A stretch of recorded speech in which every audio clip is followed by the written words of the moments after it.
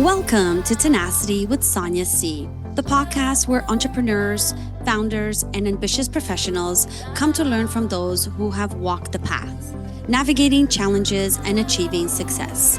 Whether it's thriving in business, pivoting, scaling for growth, fundraising, or finding work-life balance, dealing with loneliness, adversity, or overcoming personal struggles. Our guests share the insights and strategies that have empowered them to level up. I'm your host, Sonia, and let's get started.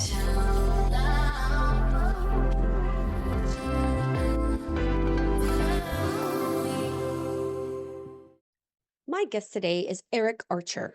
Eric is an Emmy Award-winning TV producer turned AI video expert and the founder of Smarty Pants, an ecosystem of over 100 custom AI tools that's changing the game of how people create, solve problems, and run their businesses.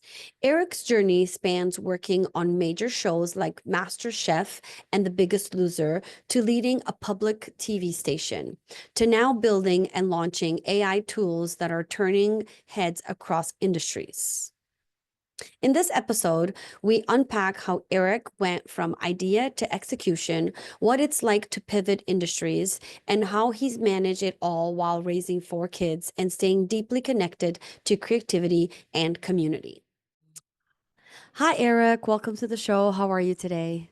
I'm doing great, Sonia. Nice to talk with you. Awesome. Yeah, you too. I mean, you're in AI, such a buzzword nowadays. So I'm excited to get into this conversation with you and really learn a little bit about how you built your company and what you're doing now.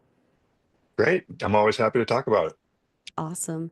So you actually have a fascinating journey from producing a hit TV show in LA to building an award-winning AI tool set. What was the turning point that made you decide to transition from media production into building a tech-based product like Smarty Pants? Well, I started to make custom GPTs to help me with my television production business. There was a case where I was trying to sort of decode some information I was getting from agencies about what the TV networks wanted to buy. I was trying to decode this information sort of and use chat GPT to help me kind of Mm-hmm, understand, well, what do they really want? What are they really saying here? What else could this mean? Let's add more research and really try to figure out how I could turn around targeted creative ideas faster than everybody else with imagery to boot. mm-hmm, So that was sort of my intro into AI more generally, because as I started to make the custom GPTs, I started to understand how they could be used for all kinds of things, not just the work that I was doing. And I started to kind of envision some of these and then explore those ideas with it. Chat GPT, like, all right, I've got this idea. What else could I do? How could I build it up this way? And, all the while getting better at writing the instructions and things like that. And then one day I just said, you know what, I'm going to just start chipping away at this idea. mm-hmm, It kind of got to that place where I was like, I can see it enough that I would like, it's time to, try it out. And it wound up just gaining momentum kind of in the way that AI does, where like you learn something and you can immediately apply it the next time you're doing it, mm-hmm, and so what wound up happening was in one day, I was able to make 109 custom GPTs that were all part of the same ecosystem. They kind of all work the same way, and they were just for general business frameworks and mental models. Basically, I kind of figured out that I could, if there was a known business framework, like a SWOT analysis, something that's very well understood. ChatGPT also understands those frameworks, and mm-hmm, so it's pretty easy to say, I want to put a wrapper around ChatGPT that's a SWOT analysis GPT. And mm-hmm, so, there's a lot of those types of frameworks and models and things. And I sort of just made these individual little tools that perform those tasks mm-hmm. and gave it a name and threw it up on this platform called Whimsical. That's just sort of like this free infinite whiteboard tool. Mm-hmm. So it's very like DIY. I didn't intend to build a platform or anything like that, but that's sort of what happened. It just everything's linked and you can kind of see it because I needed a way to see all the Mm-hmm. GPTs. So that's how it kind of came to be. So how did you come up with the name Smarty Pants? Well, I knew I was a little out of my depth with a lot of the things that I was doing. I was so I wanted to acknowledge that in some kind of fun way, have a Yeah, little yeah, sense of humor about I like it. It's cute. it. Um, when you first started building your AI tools, especially for someone coming from a creative background, what were some of the early challenges you faced as a founder, and how did you push through them? Um, it's kind of a constant wrestling match with the tools to figure out what they're capable of, especially the generative tools like the ones I use to make videos now. Um, they're always at a sort of prototype stage where there's limitations and things, and that was Mm, certainly true with the GPTs as well. I remember when I was starting, I was trying to make them do a lot of stuff, and it just mm, didn't work very well. And I finally figured out it was, many minds, not one genius brain, like mm, make these little razor sharp tools that do one thing well, and that works pretty reliably, versus like, I'm going to make this awesome thing that does 10 things and, mm. magically all in one click, it's done for you. Not really, I learned Yeah, that's a helpful way to approach it. yeah. Um, Many early stage founders struggle with balancing creativity and business strategy. How did you go about validating your idea for Smarty Pants and turning it into a product people would actually use and pay for? It's pretty amazing how quickly you can do that. It's, Mm-hmm. like, I think it was yesterday, I saw someone on LinkedIn posting about startup founders and how they can often kind of get screwed when they don't understand contracts and some of the fine print. And I was like, at first I was kind of joking around and I responded, I could make a GPT real quick that, is a pro founder tool that Mm, you could just put a term sheet into and it could tell you what to watch out for and stuff. And she was like, she said something back. So I was like, screw it. And I just did. I just made it in like an mm-hmm. hour and I posted it back in the comments. And people can now use this tool. And this all happened like within an hour, Mm-hmm. and so I can take that tool, and because I can share a link, I can make it a tool that only you can only use it if you have the link. So I can put that link on a site where I can sell a digital product like Gumroad, which is where Smarty Pants is, Mm-hmm. and I can set any price I want, including pay whatever you want, which is what I did because I don't Mm, know the value and I want to get feedback first. But now I'm getting reviews out of nowhere like, this is really valuable to me. It's like, oh my yeah, God, this is actually providing value. That's crazy. But it's yeah. also like you could just text someone a GPT and be like, hey, like I'll do that. Mm-hmm. Like for friends of mine, I'll just make a GPT for them and shoot it to them, and and they can use it right then and there. Yeah, Like yeah, yeah. they're incredibly fast that way. So I feel like you took a tool like ChatGPT and started using it, and you almost found like a little bit of a niche in a need, that like an everyday need. And like most of us, you went to ChatGPT probably to solve your own problem, and you ended up building a business out of that. Is that sort of like your exact entry to starting this thing? Yeah, that pretty much describes it. Yeah, I mean, I learned AI for myself, for my business. Mm, As you said, it was very clear that it was going to impact my video production world enormously, which it yeah, has. And also, I am running a nonprofit television station, also as my 9 to 5, and mm-hmm, so it was clear that it could be a major resource to our little organization, help us write grants or do yeah, research or whatever, automate things. Um, and um, and yeah, then I just started to get the hang of it and see. it's a general purpose tool at the end of the day, and like it really sings when you apply it to your subject matter expertise. But like if you're just a curious person and Mm-hmm. you follow some roads that interest you that have nothing to do with anything, you might wind Yeah. up making a business yourself out of some other Yeah. thing. I mean, Yeah. And I love this conversation because every time I talk to someone about AI, there's always that fear of, AI is going to eventually replace humans or it's going to turn on us and things like that. And just on a personal level, I'm a big believer that AI exists to make our jobs easier, not to replace us. Maybe it will eventually, but I don't think we'll be around to see it. That's maybe for a future generation to worry about. But you just made such a good point, and I think your business is a perfect example of how you can use AI to learn from and build a business out of it. And basically, your business relies on AI 1,000%, right? But it's actually helped you with your own work, but it also initiated you to start a company out of it, right? yeah, I mean, it's pretty incredible Mm-hmm. that way, the way it just sort of like compounds and makes you smarter and more efficient and really like creates this flywheel effect that just, I can Yeah, certainly feel kind of 18 months into learning this stuff, like, wow, this has momentum, yeah, all throughout, all throughout the work, you know, yeah, which is just a very exciting thing. So I think those people that are hesitant probably just haven't felt that power themselves yet.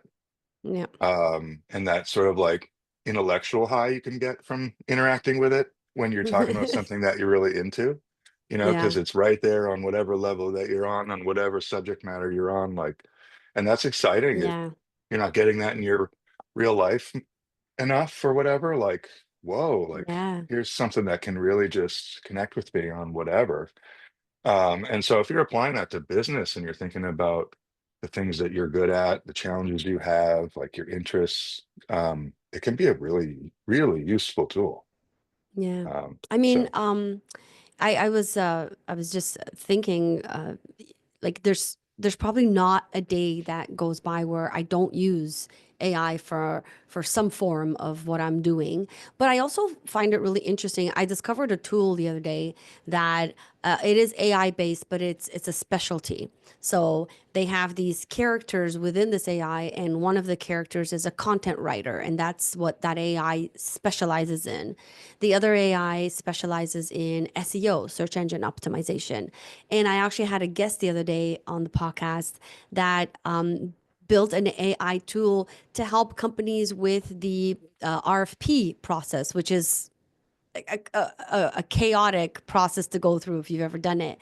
So now we're using these AI tools to be very specific to how they solve a problem and help you be able to get more business, write those grants. Like writing grants is a skill. And if you're a startup and you don't have the funds to hire those people that have those skills, here's something to, help you get started.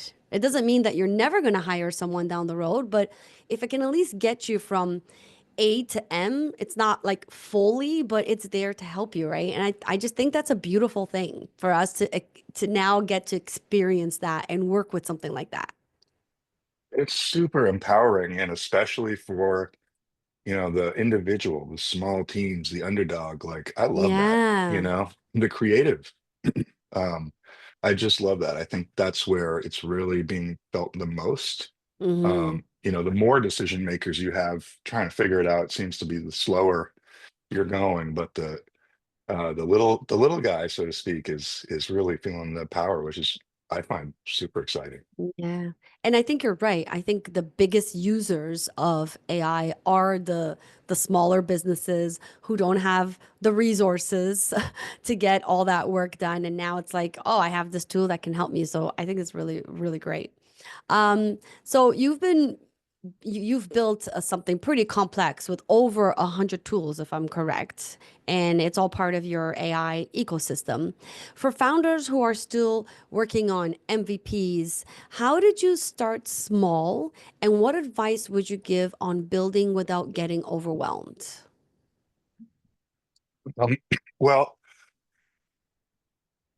I guess I'd go back to the advice I was giving earlier, where you can to build one thing at a time, one little piece at a time, Yeah. in a very modular way. I just find that that's a great approach, because you can, if you're making a workflow of any kind, you can get in and you can troubleshoot it easier. Mm-hmm. If Mm-hmm. there's 10 nodes instead of one, you can kind of figure out, oh, it's node four. Like there's something wrong in there. You can also more easily have a human in the loop strategy because you can kind of pop a human in between each node. And by node, I just mean like, maybe it's like you're inputting a document, Mm-hmm. and it's being processed in one way. Like at that point, you're going to look at that output. Like, what Mm-hmm. did it process? What did it give you back? Is it good? Is it right? Is it exactly right? Okay, we can move on to the next thing, Mm-hmm. you know? So that's where I found a lot of success because if you try to make something do something very sophisticated all in one package, the way that AI works, it's very hard to unpack how it got there oftentimes. So if you're trying to Mm-hmm. make a system, you have to understand how it's working the whole way through, right? So Yeah. I think a modular approach is best. Break it down to its smallest parts and, be transparent and test the Yeah. whole way through.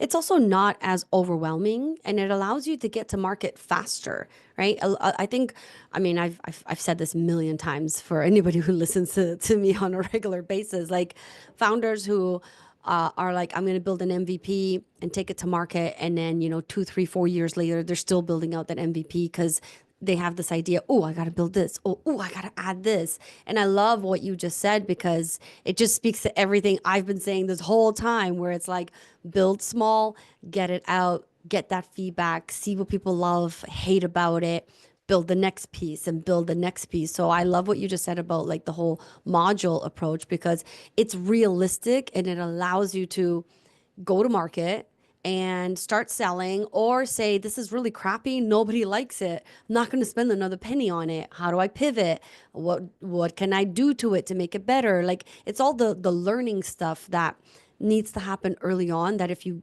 go through the approach that you just described, you're going to be able to do that like very very early on versus spending thousands of dollars building out over 100 tools, which is what you've sort of done in your case, right? And I love that approach.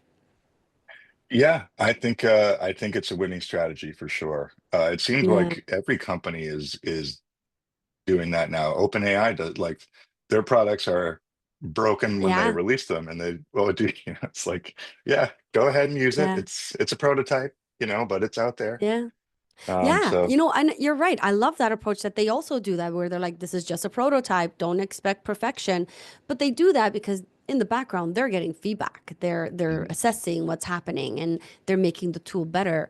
Genius way to launch a product, right? yeah, just get it out there. Yeah. Um, so like you were wearing a hat today, you wear a lot of hats. You're an executive director, you're a creative, innovator, and you're a dad of four. How do you manage your time and energy while growing Smarty Pants? Because although right now you have like over 100, I'm sure you're still building out more and you have a bunch in your head that just haven't come out yet. Yeah, I mean, they're definitely building out more. I have my own whole suite of them that I use for my work, and I've built those kind of things for others too. And Mm, so lots of GPT work going on, which is always fun. I mean, it's busy, but it's all stuff I love doing. I love my day mm, job, love being a dad, and I love this AI stuff. So the energy for it is just sort of always there, even though the days are long. They have to be in order to get it all done and, be good at all of it. But, you know, this AI wave is really exciting to me and really interesting. And I'm really enjoying learning these new tools. I'd spent over Mm-hmm. 20 years doing things the traditional way. So I don't mind a little bit of a new way. It's like, Yeah. it's exciting again. Um, it's disruptive and scary, as a provider and father. It's like, whoa, better get this right. So there's certainly the Yeah. motivation to figure it out and make money and, all that too. Yeah. So, it's just doing what every parent's doing right now, working hard. And fortunately, I like it. Do you ever feel like you're burnt out? Uh, Fortunately, no. I really find I have sort of endless enthusiasm and energy for uh, the AI work in particular. It's Yeah. just so fast moving and so exciting, and it's so applicable to the work that I do in production. Yeah. I can just freely create in a way that was never possible before. Like every weekend, I'm excited to like make a video Mm-hmm.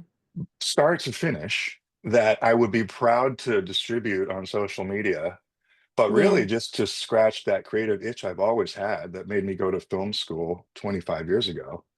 Right. But 2 years ago, I never would have made anything. I might have written it down and that would have been that. But now I make the thing. Like Yeah. that's awesome. Mm-hmm. Yeah. So no, I don't. I wake up earlier than ever, excited to go play. That I love to hear that because, like there's this whole thing around, having a work-life balance, which is something I don't believe in because I think that when you are so passionate about something, you live and breathe it. It becomes part of who you are. And that's something that I don't do. Which is like separating my personal and my professional life. Like it's just all intertwined into one thing. So I think that's probably one of the reasons why you don't feel burnt out or because you're just so excited about everything that you're doing. So tell me a little bit about one of your tools and how you use it and how it's helping you. Um, sure. So I have a few go-to tools. One of the first ones I made that I still find super useful today is every month for my day job, I have to write a monthly report to my board of directors outlining what's gone on the past month. And Hmm. for 12 years, I've used the exact same template, more or less. I mean, it's what goes into the template that matters. Yeah. But it's important material, and it always was something I spent a lot of time on because of the audience and everything. And it was a job performance type of a thing. So, like, got to get it right. Got to put some time Yeah. in, um, so fast forward to getting familiar with GPTs and what they might be able to do. All it took to make one that I could use to spit these reports out much faster was taking a few that I had already made and making a training document out of them. Excuse me. Mm. Really like only a few of them. Example one, example two, example three. Here's a successful report I've written myself already. Hmm. Um, Now, I want you to be a tool that writes these, Hmm. like exactly this. I want you to write this. I will give you the monthly information. You put it here, the way that I write it. And it's Hmm. just so effective because I can like speak it into my phone on the way to work now Oh, wow. and show up and it's written and it's 80% of the way there. And I just have to polish it, and add some pictures. And Hmm. it's so much a lighter lift.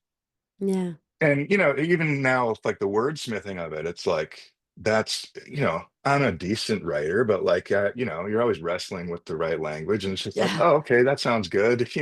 So it Yeah. doesn't have to be the most eloquent thing. It just has to explain Hmm. to this audience like in a way they care about, and doesn't sound like AI wrote it, and Yeah. so it's I think super like super over helpful. time, yeah, I also think over time, look, my AI sort of it already knows how I speak and how I sort of present myself. So I find that now the information that it's feeding back to me is it sounds more like me. Yeah, So the more you use it, the more you train it, the more it starts learning from who you are as a person. where the GPTs can be helpful is like if you have to speak a certain way once in a while. Mm. like I Mm-hmm. do in these reports. It just has to be a formality that is like more narrow than I would normally write. Mm-hmm. Um, and it has to be structured a certain way. Then Right. it's like a good use case for make a tool, and then you can just be like, this is what I use when I do this one thing, you know, Mm. as opposed to like, what's my writing style for maybe LinkedIn's different than Yeah. you'd write a letter or sort of, I don't know. Yeah. Yeah. That's fantastic. So, community seems to be a thread throughout your career, especially with your work at 1623 Studios. How has that experience shaped your approach to building a product and a brand that resonates with users? Oh, wow, that's a great question. I feel really blessed to have had the somewhat accidental career path into the nonprofit space. Mm-hmm. That happened because I was moving home to get married, coming from working at NBC in Los Angeles. Um, I moved home for complete non-work reasons to Massachusetts and had to figure it out. And that was Mm-hmm. what was available at the time. 15 years later, I'm very passionate about it. But at the time, it was just like a lifeline for me. Mm-hmm. Um, and so I've just had this wonderful opportunity to like, you talk about wear a lot of hats. Like when you're in this little niche, little nonprofit TV space, you are everything. You Mm. write the pieces, you voice over the pieces, you shoot and edit everything. I mean everything. So Mm-hmm. I had to go from like a hands-off the equipment producer in LA to I do everything again. Although like I started that way as a camera operator, but then I kind of the higher I got, the less I touched the equipment. Everything got very Mm-hmm. specialized. And then I got thrown back into this, no, no, you're gonna do all of it world again. So it's like Yeah. that wound up being really great for the arrival of AI 15 years later, because I've been in the sandbox being a practitioner for so long that this is Mm. just one more tool, and I'm very comfortable with tools of this Right. kind, digital creative tools. So, knowing how to edit, thank God I had to learn how to edit again. That makes me just able to crank work out. Mm. And by coming into this tiny little business space, I got into leadership pretty early, and got an executive director role when I was 32, having no management experience. And here now I have Right. this brick and mortar television station I'm responsible for. I got to learn business. I got to learn all the bit. I got to learn the marketing. I got to learn the fundraising. I got to learn the people and HR. I got to learn all of it and try to make it relevant and cool and develop a brand and all of that stuff. And, continuing to educate myself the whole time to just be a Yeah. good leader. And here comes AI, one more thing you've got to learn. And here we are. Yeah. And I mean, you really took the bull by the horns, right? By like just getting in there and learning and being hands-on. It's not like you went to school to learn how to run it. You just kind of did it. And I think like not that there's anything wrong with going to school, but that's how I do like my best work is like I have to be very hands-on and just show me, let me touch it, let me feel it, let me do it. And I kind of like so I love that approach of just getting in there and learning. And I think it's really what drove you to where you are now. Like it sort of was like a preparation for you to become a founder of, this other the Smarty Pants a company. And it maybe you wouldn't have gotten into it if you hadn't sort of like if you hadn't gone about it in that way, right? So I think it's kind of like a prep for you. Yeah, that's exactly how I see it now. It all makes sense when you look at it Yeah, yeah. retrospectively like that, right?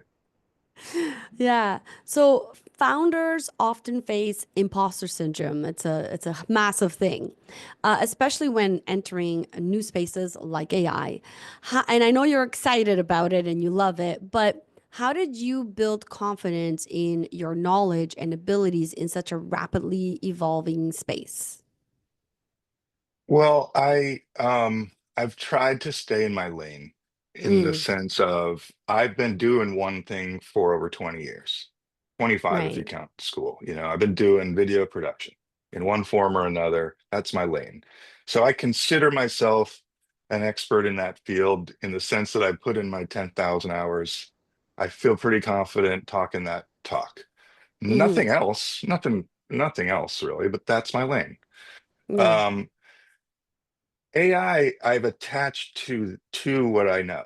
It's just a way Hmm. to amplify what I know. And so it's given me the confidence to walk into rooms where people are super smart about AI or business or whatever, because I'm still just the guy who knows video production plus AI, you know. Hmm. I guess I have also been running a business for 12 years, so I have some sense of where AI also applies to business in general. And I'm starting to see that if I kind of wrap my work that's sort of about stories and pretty pictures in business language and ROI and things like Mm. that, it's resonating more with people, thinking Yeah. about things that I've been doing as just business case studies. How are they really speeding things up? How are they making money? Things like that. So Yeah. that's sort of where I'm at, is like trying to develop that language.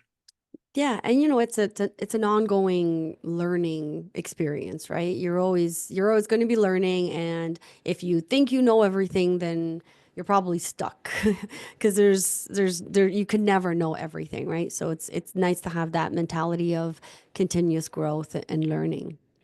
Yeah, Um, and just to add one thing, if I could, yeah, of course. AI showed up at the same time for all of us, for the most part. Like It's true. everybody is a beginner of the same level. Nobody Hmm. went to school. Nobody's been doing it for a decade before you or forever. Like Yeah, just showed up. So it's the true. like CEOs are as nervous as you are, as I am. Like, what the Yeah. hell is this? So if you've taken the time to learn it, you're smarter than 90% of people on it already. Yeah, If you've made something you can share with someone that they can use, or you've yeah, made a video with AI tools or something like that, like you're way ahead of everybody else, it's senior true. management included.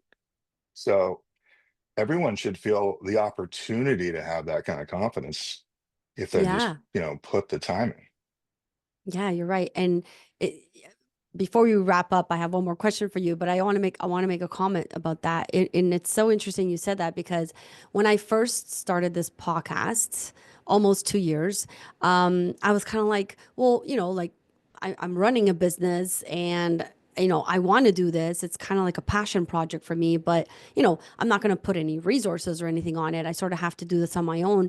And then I started and I'm like, oh, this is going to be like the impossible task for me. It's going to take up a lot of my time. And I used AI and all of a sudden everything around this podcast is produced and used by AI. Like everything, the way guests come to me, the way I do the production, the shorts, everything involves some sort of AI.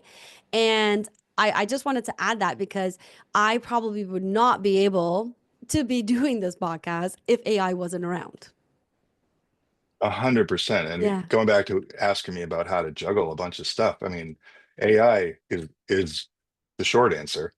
Yeah. I mean, it seems like a lot of time, but the amount of things it speeds up, like you were Yeah. saying, I mean, it's incredible.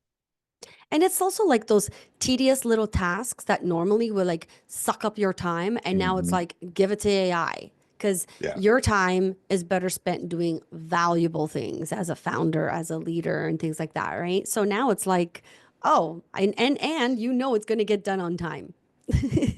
Yeah. And it didn't need your energy. Yeah.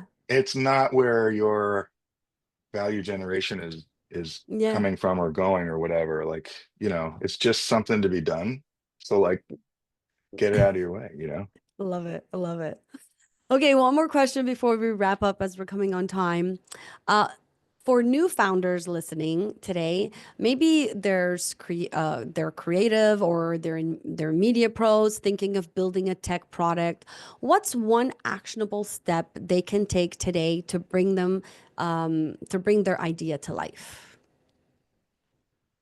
I would say, um, I think this will sort of answer your question. I would say an interesting exercise might be think about a time where you connected dots that no one else could, Mm, and you acted on it, and it worked, and it mm, generated value. It made a sale. It, I don't know, helped grow your business or whatever.